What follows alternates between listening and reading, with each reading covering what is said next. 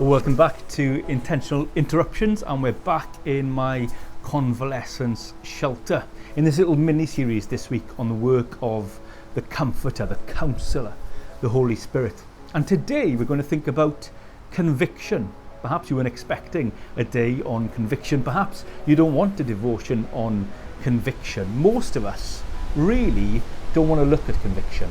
But some of you yesterday who are eagle-eyed realised that in my reading I completely bypassed the work of the Holy Spirit in conviction. I skipped those verses. So let's go back to John chapter 16 and let me read them for you again. John chapter 16. When he comes, he will prove the world to be in the wrong about sin and righteousness and judgment. About sin, because people do not believe in me. About righteousness, because I'm going to the Father, where you can see me no longer. And about judgment, because the prince of this world now stands condemned. The reality is, when the Holy Spirit shows us truth, and when he shows us Jesus, when he gives us light, and we see that primarily in his scriptures, that will point sin out. That will convict us. And that conviction, remember, as we saw yesterday, isn't just an external thing from a book, but actually it's internal. The illumination, the giving of light that the Spirit gives, is a light that shines in the darkness and a light that shows up the dark areas of our lives. As a child, I used to love to play in the garden. Me and my mates used to go and we used to dig trenches and we used to play war games, and we would play into dusk, and as the darkness would descend, and at the end of the night my mother would shout, "Come on boys, time to come back in." And we'd go in, we'd think, are we clean enough? We'd look at each other and we were fine. And then I'd walk into the house, into the kitchen, under the bare strip light, and I'd look down and I was filthy. The light revealed the darkness. And the light of the Spirit reveals things within us. He convicts us. And perhaps you're thinking, but John, that can't be nice, that can't be good. Oh no, that is brilliant. We need to become people who pray to be convicted. We need to become people who pray that the light would show the darkness. You see, what did I say yesterday are the two things we need to convalesce, to get better, to heal. The first thing is diagnosis. We need to know there's a problem.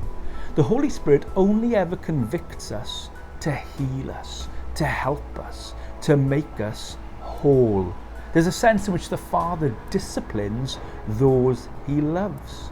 Do you remember Jesus with Peter? After he had denied him 3 times and he met him that morning on the beach, what did Jesus do?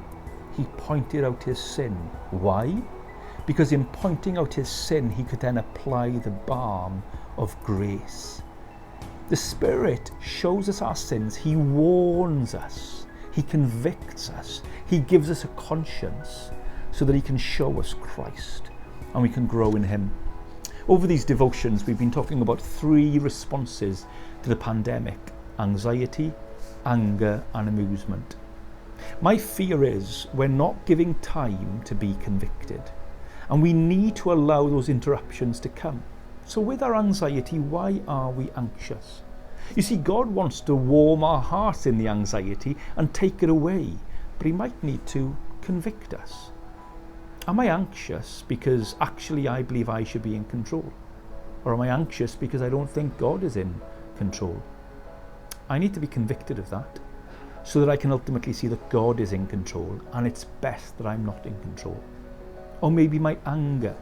Am I angry with people around me because ultimately it's not that they're messy or they don't sleep or they whatever it is they do. Actually, it's because I'm selfish and I think the world should revolve around me. Perhaps I need the Holy Spirit to convict me of that so that I can deal with my sin and I can love them more, and actually that will make my lockdown life a whole lot better. And what about the amusement? Why are we filling our times with amusing things? Is it because we don't want to hear the voice of the Spirit? Is it because we don't want to be convicted? Perhaps we think that our entertainment is the main thing. We need to listen to that. This wasn't a kind of hospital where operations were carried out.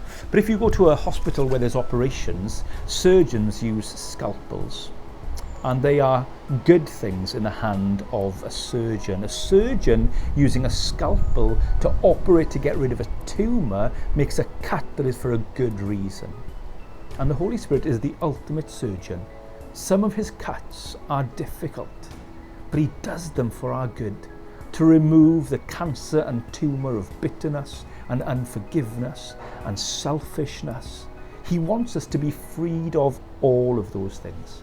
So, here's the something to do. Give time to be convicted. Give time to hear the voice.